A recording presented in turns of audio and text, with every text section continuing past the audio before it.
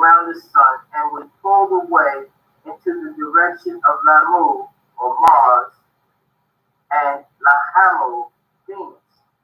The path of Nibiru was now bent even more towards the center of the solar system, directly towards Tamat, which means mating of life, and now called Earth. As it moved into your solar system, Nibiru caused problems amongst the other planets in this solar system by pulling their moons. One of the four satellites that came with Nibiru from Maldives, called the North Wind, was lined directly for Tamat. Upon the impact of the North Wind, it caused Tamat to split in two parts because of the high explosive that the ship contained called plutonium 72. The hole which the North Wind bore in Tamat caused the upper half of Tamat to wallop in its orbit, setting large portions of it on fire. The North Wind then came back around, shattering that half into pieces, making comets,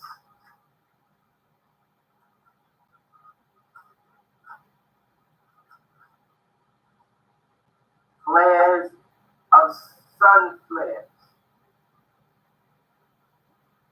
This ball of light, now in the center of Tamat, was named Apsu, meaning one who exists from the beginning, and the place was named Ashara.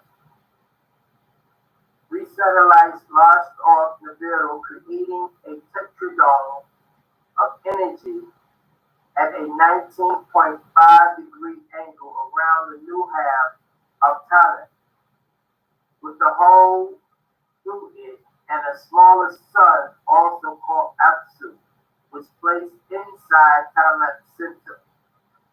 Now, this newly formed planet, Tamat, now called P, was trapped in its orbit, protected by forces by the guidance of the ships while she healed herself. This 600-mile diameter sun called Apsu traveled through the great hole called the Abyss for a distance of 3,903 score and 3 miles to the center of the half of the planet Tamat, which the west wind bore a hole through, was now called P. So it was indeed one of the satellites of Nibiru for winds from Maldives that crashed into Tamat, not Nibiru itself. The vortex, or troglodytes, that made this ship that crashed survived and thrived in the sea of this new planet called P, or Gia, or Gia, or even Gi, once called Tamat, which much later became known as Earth, starting the evolutionary process. This newly formed planet P was trapped in its orbit, protected by the forces, by the guidance of those four ships. Now, the last of the winds, the south wind, crashed into P and created the Grand Canyon, and gave birth to another small planet in its own orbit, and rotation around this newly formed planet P, which became Shusky, the moon, creating a lunar orbit. The upper half, which became oval shaped after the moon had broken away, was now even with 7,903 score and 6 miles in diameter, and 20 and 4 and 809 and 6 miles in circumference, and was set for replenishing or restoration on the part of the great star fleet responsible for its damage. this new planet has two suns, one in its belly, 3,903 miles from its surface, creating an inner tropical environment, and the other sun was 93 million miles away from the Earth's surface. He is now trapped in his new orbit around the outer sun to create a year of 365 days. Thus, a new time zone was created for this new planet. The south wind crashing into Tibet also created black dust, a cloud that cut off Earth from the sun. So now you have two sets of planets separated by the asteroid belt, creating the inner and outer planets. The inner planets were Momo, Mercury, Lahamo, Venus, He, Earth, Shesti, the Moon, and Lahamo, Mars. The outer planets were Kishar, Jupiter, and Shah, Saturn, whose planet is Titan, Anu, Uranus, and Ea, Neptune, and now Gaga, Pluto, previously called Ushni, separated by the asteroid belt and the lost planet Maldives. So one half of the original Tibet is an asteroid belt, and the other half is presently your planet called the Earth.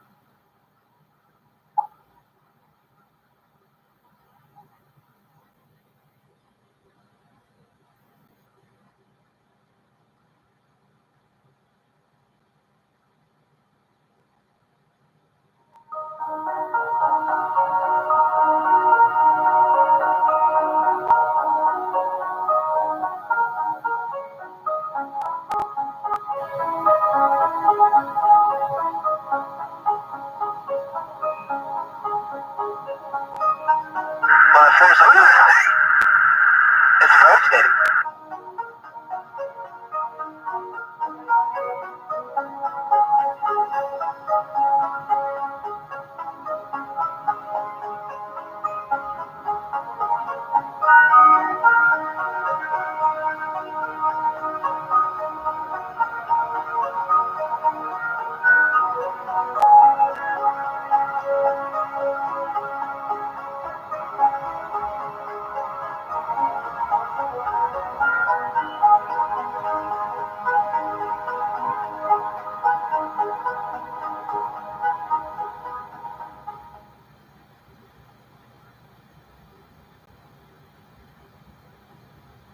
UFOs, or as it's officially called, unidentified aerial phenomenon, UAPs.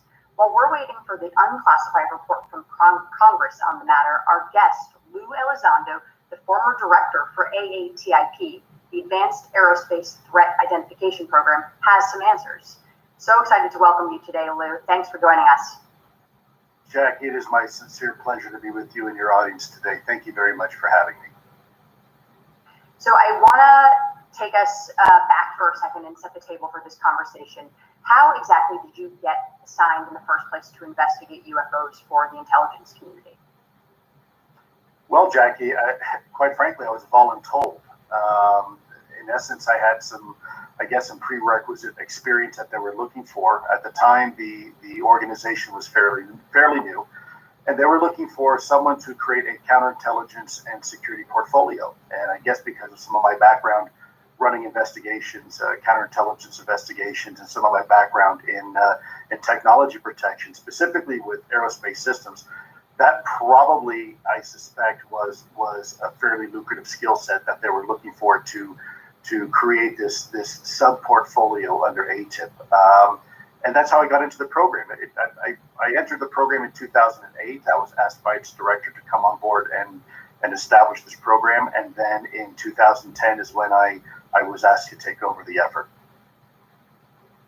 And I'm sure many of you are well aware of this. If you are tuning in, you've probably watched the documentary that came out this year, The Phenomenon. Senator Harry Reid, which the stock outlines got the program funded. Did you brief him in Congress on these unexplained pilot sightings when you were running the program? Jackie, we provide many briefings, mostly through DoD and intelligence community leadership. That information was also provided to times to staffers and, of course, our elected officials. It's very important that when you're working in a national security construct that you try to follow the chain of command as much as possible. So a lot of my briefings were really to more senior level folks in the Department of Defense and within our intelligence architecture. But there were times, yes, that we would be asked to brief other officials, particularly in the legislative branch and in the executive branch as well. And right now, everyone in Washington and really a lot of people around this country are hotly anticipating this unclassified government report on aerial phenomenon witnessed by Navy pilots. It's expected to be delivered to the Senate intelligence community by the Director of National Intelligence, hopefully by June 25th. The New York Times reported that senior administration officials who were briefed on the findings said that the unusual movements witnessed by pilots did not originate from American military or advanced U.S. government technology. But that's really about the only conclusive finding that has been so far teased from the report. What do you think the likelihood is that aerial phenomena are actually extraterrestrial spacecraft? Well, Jackie, that's really the question, isn't it? The bottom line is up until very recently, there were really only three possibilities of what this could be. And the first possibility is that it is some sort of secret U.S. tech that somehow we have managed to keep secret even from ourselves for a long period of time. The second option is that it's some sort of foreign adversarial technology that has somehow managed to technologically leapfrog ahead of our country, despite having a fairly robust and comprehensive intelligence apparatus. And of course, the third option is something quite entirely different.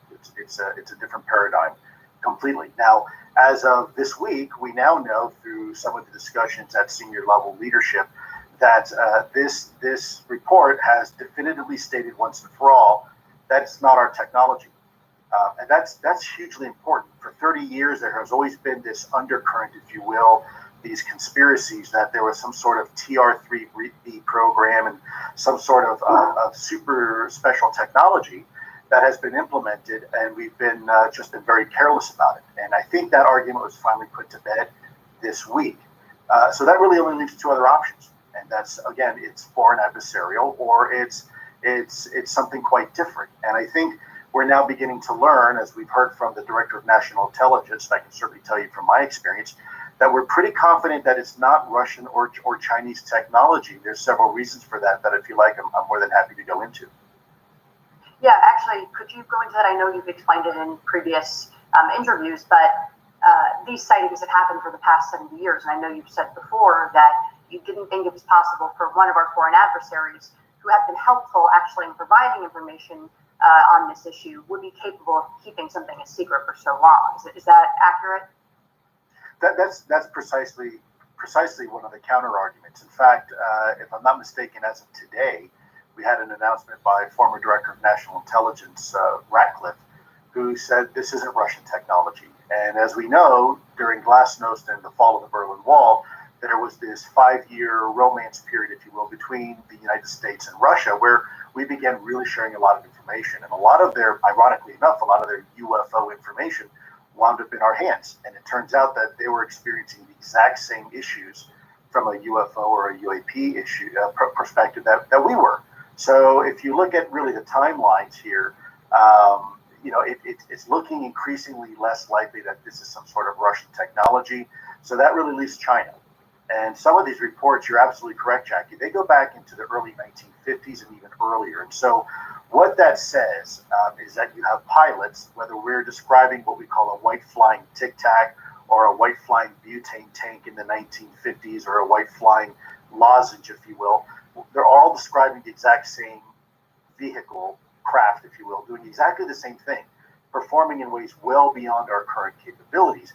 And if you look at that from a temporal perspective, from a time perspective, it simply doesn't make sense that China back in 1950 would have this beyond next generation technology, mastered it, is able to fly it at will anywhere it wants on the face of the planet. And the last 70 years, despite the billions of dollars we put into our intelligence community infrastructure and architecture, it has managed to evade us. In fact, China is a country that has stolen quite a bit, spent a lot of time stealing technology from us. And so one has to ask the question that if really a country had this technology, would it be necessary to steal, much more basic technology from another country? Furthermore, if you had this type of technology, you probably wouldn't need to invest so much in military, because you have this, if you will, checkmate type technology or capability where everything else now becomes obsolete. And so this goes to your last part of your question. Do I feel or do I believe this is, quote, extraterrestrial? Let me be very careful before I answer that by saying, at the end of the day, Jackie, it doesn't matter what I think or what I believe. What matters is what the data and the facts tell us. And from that perspective, it's very important that I had a very simple job, and that is to collect the truth and speak the truth. That's it. Very much as an investigator, which I used to be, we applied the same level of rigor and methodologies we did in hunting terrorists and spies as we did in hunting UFOs. So we really didn't care what these were. We were just trying to get to the bottom of what they were. And so therein lies, if you will, a little bit of our approach. We were very agnostic, if you will, or objective about this topic, and tried to allow the facts to lead us down a certain path. And that is really what we're doing today. What we're realizing is that the facts are painting a far more compelling picture than what we thought. In this case, your audience, they're the jury. So what matters is really what you think about this. And so the hope here is that the U.S. government can provide the data and the evidence and the information, and then allow the American people to decide what we think this is about. I think, if I may just digress for a moment here, you mentioned something very interesting that a lot of people want to talk about and say, is this extraterrestrial? And I want to just, if I can, for just briefly delve into where we are with modern day science. We are human beings that a lot of now people in psychology refer to as cardiosocial animals. It means we look at things in extremes, because for the first 9 months of our existence, we were in our mother's womb and we heard that binary heartbeat of our mother. And so we tend to look at the life, if you will, in our universe in that binary way. It's either good or it's bad, it's hot or cold, black or white, up and down. And that's how we tend to judge things. But in reality, the universe and physics isn't binary. It's not binary at all. In fact, there's all sorts of options and opportunities of what this could be. So again, back to your question, is it from here or is it from out there? We don't really know. In fact, there's lots of other options on the table. It could be from, as I've said before, it can be from outer space, inner space, or the space in between. As we begin to learn what quantum physics is, and we begin to understand our place here on this little planet, we begin to realize that there's a lot of other options. We judge the universe in 5 fundamental senses, ways that we perceive the universe, and that's touch, taste, hear, smell, etc. And if you can't use those senses to look at something or measure it, then we really can't interact with it. And yet we know the majority of the universe around us, 99% of it, in fact, is not perceivable. There are right now Wi-Fi signals coursing through your body. There's cosmic radiation coming in from the cosmos. There's neutrinos coming in from the sun. There's radar hitting you from the local airport. And yet these are all realities, and you can't interact with it because we just don't have the tools to do so. Take a beautiful night sky, look at the stars, and you might say, wow, that's really a pretty sky. But if you now take a radio telescope and look at that same spot in the sky, all of a sudden you begin to see things that you couldn't see before. You see in the ultraviolet, you see in the infrared spectrum, you see nebula. So I guess my long-winded point to all this is that we must keep all options open. If we already know that 99% of the universe we cannot perceive or interact with, then there may be other options here. This may not necessarily be something from outer space. In fact, this could be something as natural to our very own planet as us. We're just now at a point where we're beginning to technologically be able to interact and collect data. This could be something from under the oceans. This could be something from outer space.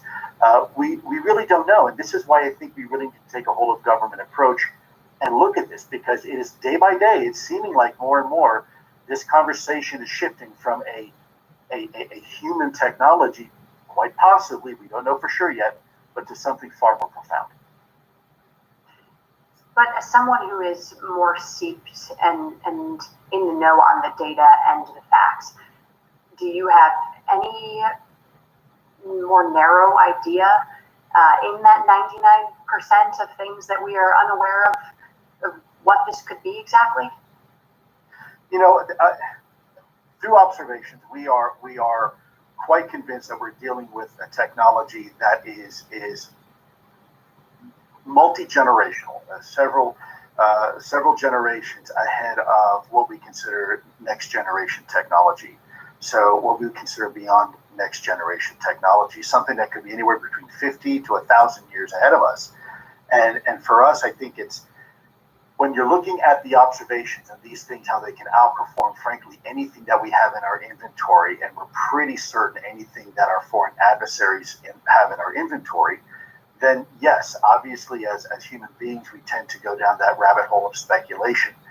I want to be very careful that I don't offer my opinion in an unqualified manner. I've always stated this is exactly why we need a UAP task force. In fact, this is why we need a much bigger whole of government enduring capability, because at the end of the day, we don't know what we're dealing with. And frankly, all options have to be on the table until they're no longer on the table.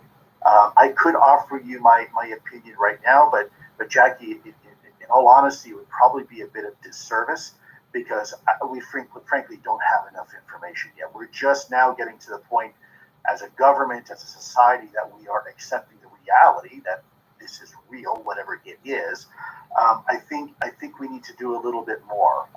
And so out of respect to you and your journalistic integrity and that to your audience, I'm probably going to refrain from offering more of my opinion on that particular aspect, only because the one thing I've learned in intelligence is you can be absolutely sure of something and still be absolutely wrong. And I don't want to mislead anybody. I'm going to be a little bit of a pest here, and I apologize for my desire for a more black and white answer, but in common parlance, I guess, is that something that you would refer to as an alien or a time traveler? Is there any sort of way you could, more specifically characterize this? Yeah, I've said before, this is something, and I guess I may have just said it again, but that this could be something from outer space, inner space, or frankly, the space in between.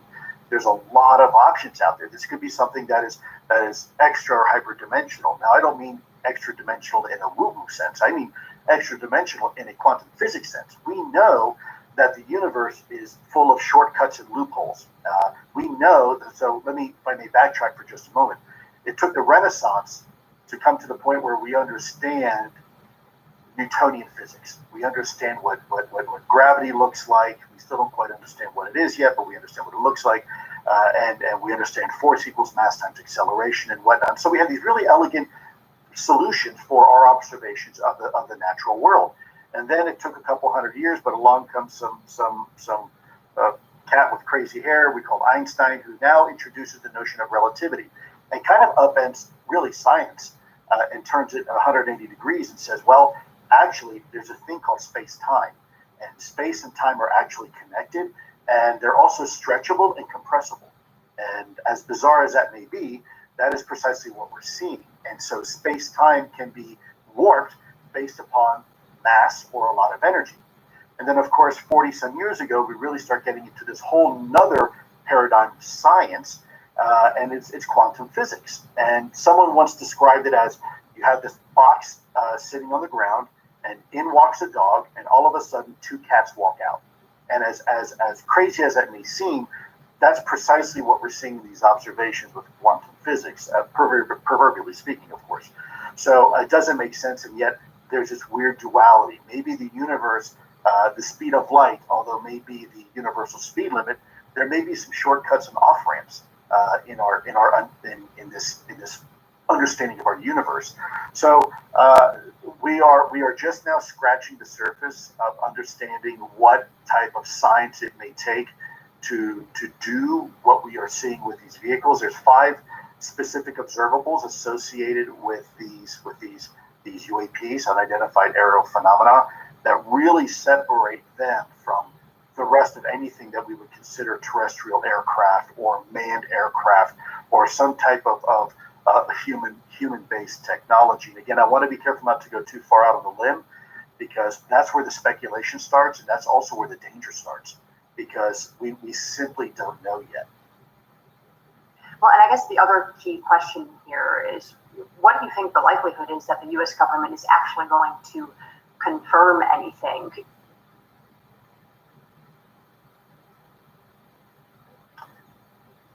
Jackie, I think I lost you, but I'm going to go ahead and try to answer the best I can. I think you were asking me what the likelihood is of the U.S. government going ahead and confirming anything in this 180-day report. So let me see if I can go ahead and answer that. Hopefully that was your question, because I seem to have lost signal.